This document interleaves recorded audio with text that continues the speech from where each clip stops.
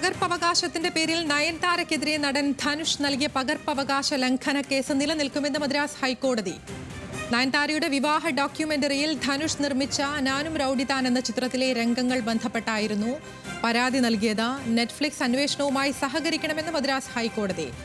Edwin പൗലോസിന്റെ വിശദാംശങ്ങളുമായി. Edwin, ഇപ്പോൾ ഈ പ്രാഥമിക നിരീക്ഷണത്തിൽ ധനുഷിന്റെ പരാതി നിലനിൽക്കും എന്നുള്ളത് തന്നെയാണോ? തീർച്ചയായും അതായത് ഈ സിനിമ ഈ വിവാഹ ഡോക്യുമെന്ററിയിൽ ധനുഷ് നിർമ്മിച്ച വണ്ടർബാർ ഫിലിംസിന്റെ നാനൂറ് റൌഡിതാൻ എന്ന ചിത്രത്തിലെ രംഗങ്ങൾ BTS ഉപയോഗിച്ചെന്ന് എന്ന് ചൂണ്ടിക്കാണിച്ചായിരുന്നു ധനുഷ് പരാതി നൽകിയത്. എന്നാൽ ധനുഷ് പരാതി നൽകിയതിന് തൊട്ടുപുറകെ തന്നെ നെറ്റ്ഫ്ലിക്സും ഒരു പരാതി നൽകി. അതിൽ സൂചിപ്പിച്ച കാര്യങ്ങൾ ഇങ്ങനെയായിരുന്നു.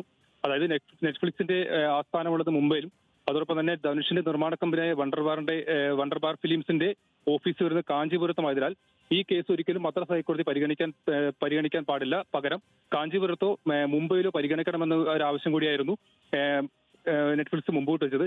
എന്നാൽ ധനുഷിന്റെ അഭിഭാഷകർ ശക്തമായിട്ട് വാദിച്ചത് ഈ സിനിമ ചിത്രീകരിക്കുന്ന സമയത്ത് സിനിമ ഷൂട്ട് ചെയ്തത് പോണ്ടിച്ചേരിയും ചെന്നൈയിലുമായിരുന്നു. അതോടൊപ്പം തന്നെ സിനിമ ഷൂട്ട് ചെയ്യുന്ന സമയത്ത് ധനുഷിന്റെ നിർമ്മാണ കമ്പനി ചെന്നൈയിലായിരുന്നു. അതോടൊപ്പം തന്നെ പകർപ്പവകാശ നിയമപ്രകാരം സിനിമയുടെ നയൻതാര ഉപയോഗിക്കുന്ന ഡ്രസ്സും ഹെയർ സ്റ്റൈലും അടക്കമുള്ള എല്ലാ കാര്യങ്ങളും പകർപ്പവകാശ ലംഘനത്തിൽ പെട്ടതാണെന്ന് ചൂണ്ടിക്കാണിച്ചായിരുന്നു ധനുഷിന്റെ അഭിഭാഷകർ വാദിച്ചത്. അതുകൊണ്ട് തന്നെ ഇത്തരത്തിൽ തന്നെ നെറ്റ്ഫ്ലിക്സ് അന്വേഷണവുമായിട്ട് കാര്യമായി സഹകരിക്കുന്നില്ല എന്നൊരു ആരോപണം കൂടി എന്ന ആവശ്യം കൂടി സഹകരിക്കണമെന്നും മദ്രാസ് ഹൈക്കോടതി മുമ്പോട്ട് വെച്ചു. ഇപ്പൊ നിലവിൽ നമുക്ക് അറിയാൻ സാധിക്കുന്നത് അത് തന്നെയാണ്. ധനുഷ് അനുകൂലമായി തന്നെയാണ് കാര്യങ്ങൾ നടന്നുകൊണ്ടിരിക്കുന്നത്.